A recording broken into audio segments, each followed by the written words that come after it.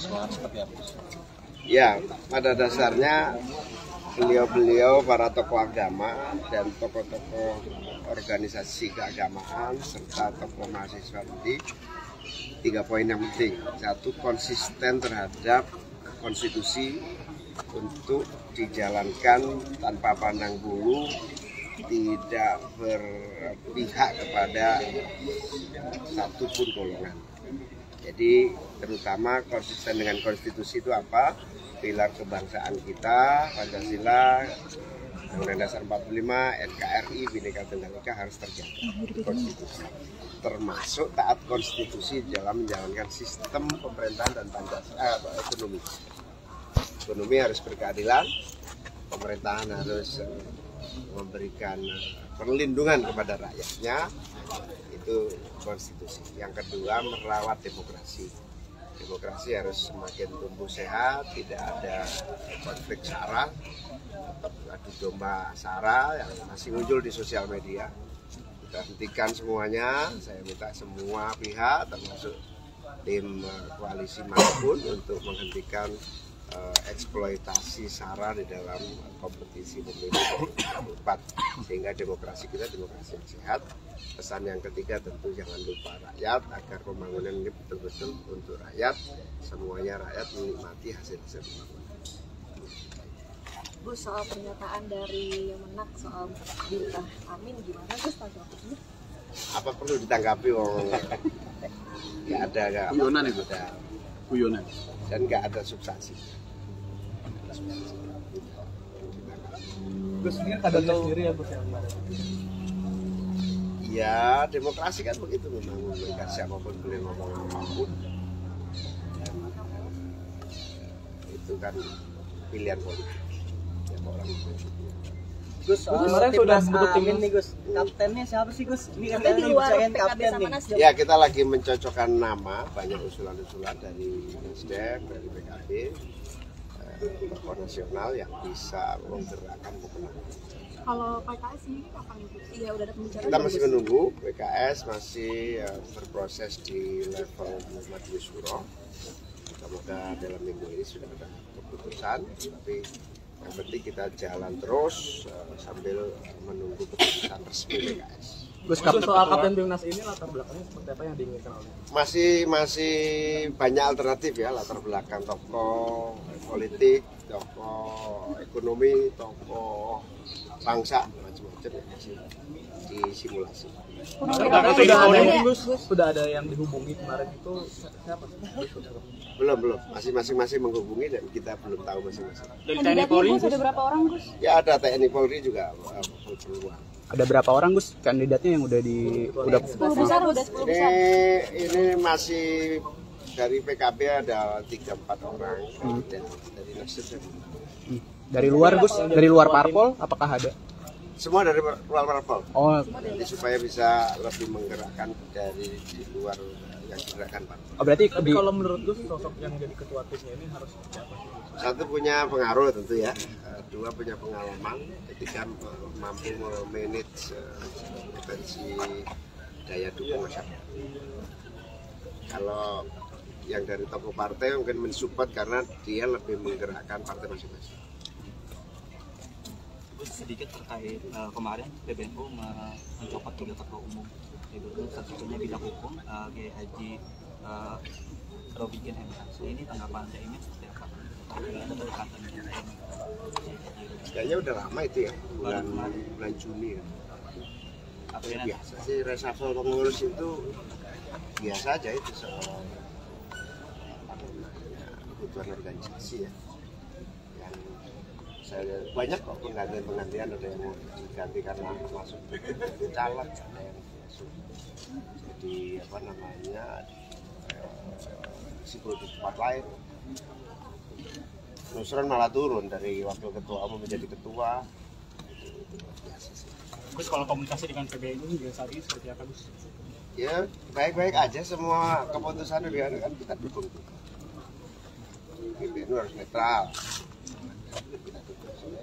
Gus, soal ketua timnas ini kalau yang di sebelah kan latar belakangnya adalah seorang ekonom ya. Kalau apakah akan sosok yang ekonom juga atau sosok lain? Ekonomi itu saya kira kita berharap salah satu pilarnya supaya nanti bisa ikut menggerakkan potensi suara. Kamu pertimbangan seperti itu berarti? Iya, masih alternatif. Terus kan buat ketua timnasnya tadi kan udah banyak yang dipertimbangkan nih, ada beberapa juga. Itu kapan kira-kira akan disampaikan? Paling cepat akhir bulan ini, karena kita juga menunggu Bang Surya Paloh di luar negeri. 1-2 hari ini beliau baru. Gus, ada pernyataan dari Partai Buruh katanya nggak mau dukung pasangan Anies Caimin, itu gimana ya Gus meresponnya Gus? KSPSI malah mendukung. Ketua Umum KSPSI, Presiden Federasi resmi secara nasional yang tergabung dalam federasi itu malah mendukung penuh. Kemarin kita ketemu konfederasi dari organisasi buruh berbagai level dan sektor di seluruh Indonesia. Nah, soal partai buruh kan namanya juga partai, aspirasinya bisa beda-beda, itu wajar. Kemarin ada pernyataan dari Pak Prabowo kalau pemilih ngambil uangnya aja nggak apa-apa. Ya, hindari politik uang karena suara Anda adalah penentu masa depan. Kalau Anda memilih berdasarkan uang, dikhawatirkan nanti ditagih karena itu hanya utang aja. Terus besok kan akan Holako dan juga silaturahmi dengan Kiai di Jawa Barat. Apakah salah satu strategi untuk meraih suara di Jawa Barat sendiri, Gus? Betul. Jadi setelah Jawa Timur kita akan solider para ulama dan kiai. Sekarang kita bergeser ke kiai dan ulama di Jawa Barat. Nah, besok bahkan pertemuan ulama seluruh organisasi agama, NU, berbagai latar belakang. Gus, tadi terkait politik uang tadi disampaikan kan lagi viral nih Gus, ada satu partai yang bagi-bagi gocapan di medsos, itu gimana Gus tanggapannya Gus? Jadi kalau kebiasaan sodakoh gitu, yang penting tidak dalam konteks kampanye sih biasa aja. Berbagi itu boleh, tapi yang penting tidak ada embel-embel kampanye.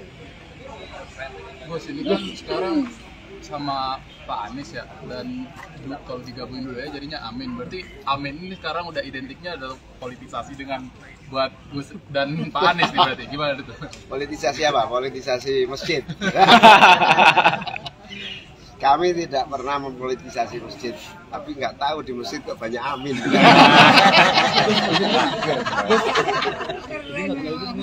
Kalau capres kan soal masalah kesejahteraan buruh itu menginginkan naikkan gaji. Setuju banget. Kalau Setuju banget. gimana? Itu ide top.